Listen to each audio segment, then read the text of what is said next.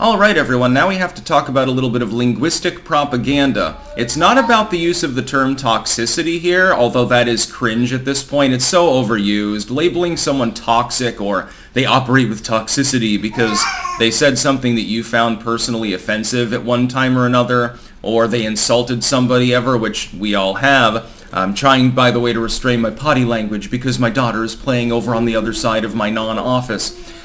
Link in the description. That part of the article may be cringe, but it's not what I'm going to focus on here. I want to focus on the proposition that's made by CNN in this particular article. Effectively making a declarative statement where there is no declaration properly to be made. This is a form of propaganda, so you don't ask, for example, let's say you want to hypnotize people. We're going to go Scott Adams mode on this one. Let's say that you want to convince them that men hate women or something. You don't ask, hey, do most men hate women? Don't do that. That's not proper linguistic propaganda. Instead, you make a proposition, a declarative proposition. Why do men hate women? You're making the statement flat out, and then people are discussing it. But they're discussing it from the position of that original proposition that's declarative in form. It's as simple as that. I see this literally all the time. I see it especially on 4chan, by the way, which is a nest of propaganda. There's a lot of government botting that goes on there, you will notice, if you spend more than 5 minutes on politically incorrect. The cope here is that they have to make a declarative statement that Trump is toxic and that Americans are worried about that toxicity. But they haven't actually established with any meaningful evidence that that's generally the case. And so you've got linguistic propaganda here. Again, read the article for yourself, framed in that mindset, and it'll give you a little bit of a different tilt as far as the article, its veracity, and why it was constructed in the first place.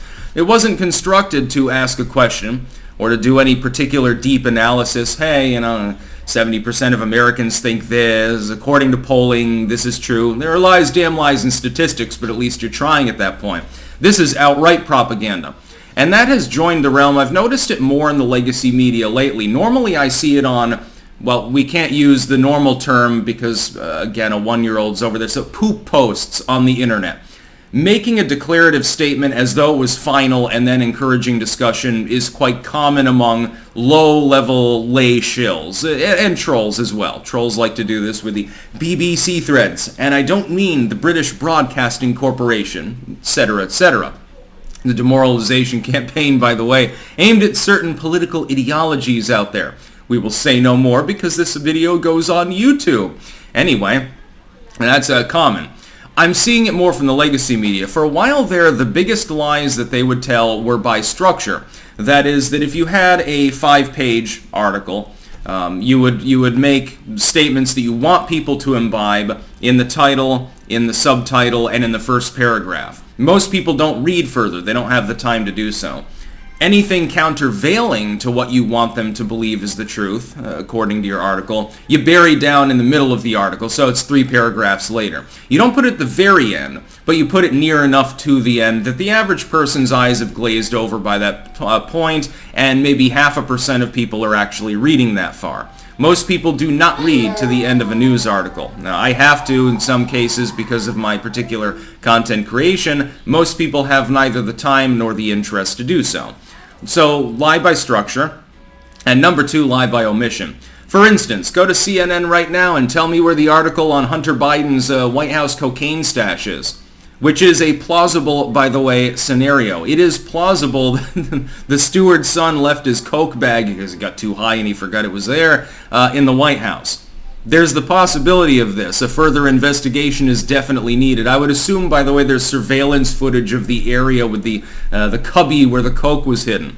Was it the head of Secret Service? Well, that's a national security threat. Was it Hunter? Well, that's relapsing, by the way, violating his plea deal. Was it Joe? Well, that's more evidence of his dementia. Back in the day, he just preferred the booze. Was it some dignitary? Well, that's a diplomatic issue. We're probably not going to get any closure on this particular story, but it's an important one. A narcotic substance was found stashed in a cubby in the West Wing of the White House. Where's the article?